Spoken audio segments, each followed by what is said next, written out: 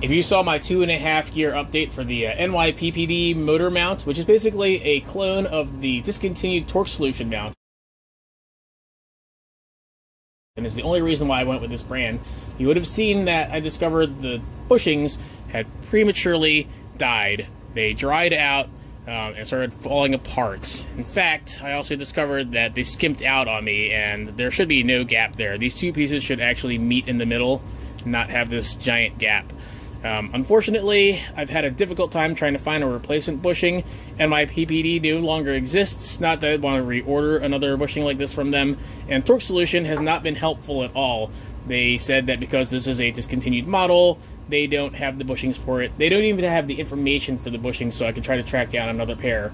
I had to remove the bushings and then do a bunch of measurements with my caliper, and I'll put those measurements in the video description below.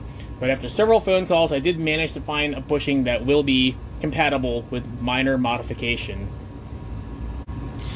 The 1984 Jeep Cherokee rear leaf spring main eye bushing set will actually fit inside the NYPPD and Torque Solution motor mount. There is minor modification. It's a little bit too long right here, and you have to cut it, and I'll show you how to figure out where to cut it. Another thing is there's a slight bit of play. It's not very much, but if you can look in there, you can see there's a piece of electrical tape. I just took one piece along the top. That's all you need, and that'll prevent any play on there. But first, let me show you the fitment.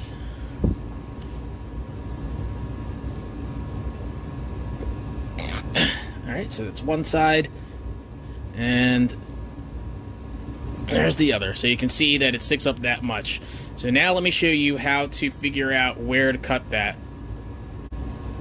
The metal inner sleeve here is going to be the actual length that it needs to be when they're installed. So all you need to do is use this for measurement and draw a line around the top here of just one of the bushings, and then you'll have to cut it, and then that'll be the right length. Unfortunately, I can't figure out how to get this to sit in my miter box, so I'm going to use my vice clamp to hold it in place here, and I'm going to cut it halfway down with it in the clamp, and then I'll probably hold it and then cut it the rest of the way manually using the saw here with these style teeth. I did a test cut, and this worked pretty well. It just takes a little bit of time to cut through, but because you're using a blade like this instead of a hacksaw, as soon as you start getting through and it's actually nice and straight, this will follow through and continue to make a straight cut. Alright, I'm about a little more than halfway done cutting it. It's starting to get down to where the clamp is, so it's going to be more difficult. So what we're going to do, we're just going to take this out from the clamp. I'm just going to hold it over here on this side and then just continue cutting it manually. When you're done cutting it, you should end up with two pieces just like this. You can see this is nice and straight all around.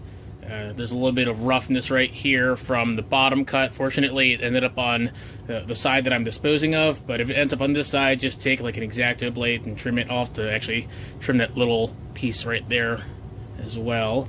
But let's do a quick test fit to make sure the length is right.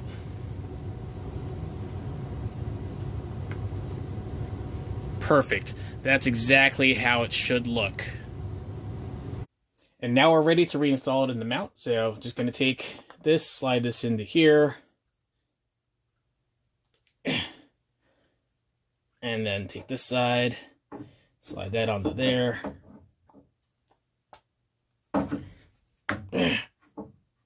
There you go. And voila. So ready to reinstall in the car.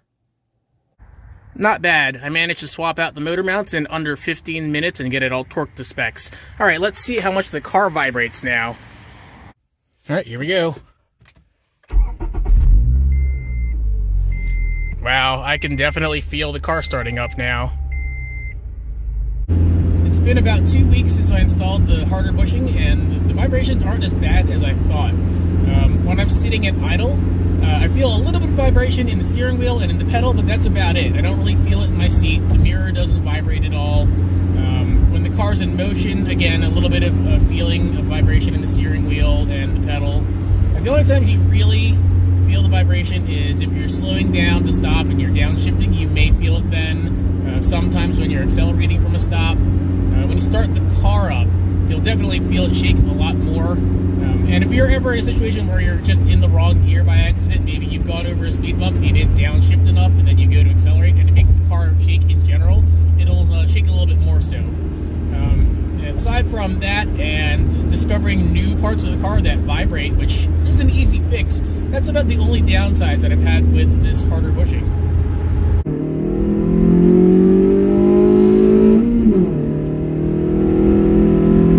Benefits include smoother shifting, especially with hard accelerating. Noticeably over stock. I think it's a little bit better than when I had the 68 bushing installed, but that bushing died in the end, and I can't remember what it was like when it was actually a fully functioning bushing, but I do believe that this harder bushing is a little bit better.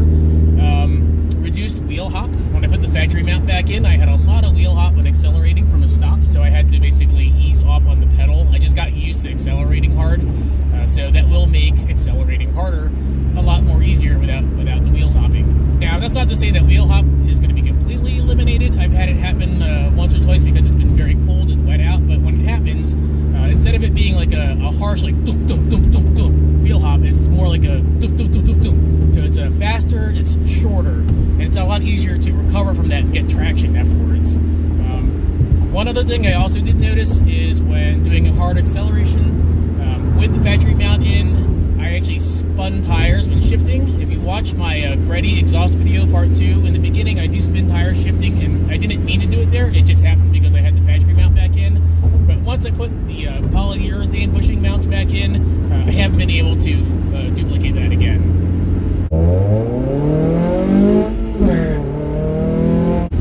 As for my feelings about using harder bushings, I'm glad that I have them installed. I will take them any day over stock. I didn't realize how bad the stock mounts were until I had to put them in temporarily, and I'm glad that I have these harder bushings installed. Now, if I had the opportunity to put something softer, like maybe a 75A or an 80A bushing, would I do that?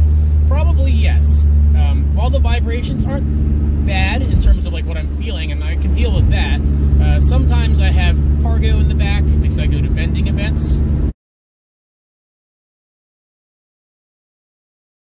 And I'd rather not have all the extra vibrations and noises back there while doing an hour or 2 hour long drive. But it's manageable. I will stick with the harder mount over the factory any day, but I'll keep looking to see if I can find something softer. And if I find something softer, I will post up a video about it. But at this point, it's probably going to be a custom job because I've made so many phone calls and sent out a bunch of emails, and just no one has anything that's not really hard.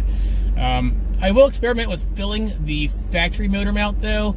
For those of you that don't have an aftermarket mount and do want harder mounts, look forward to seeing that video at some point in time.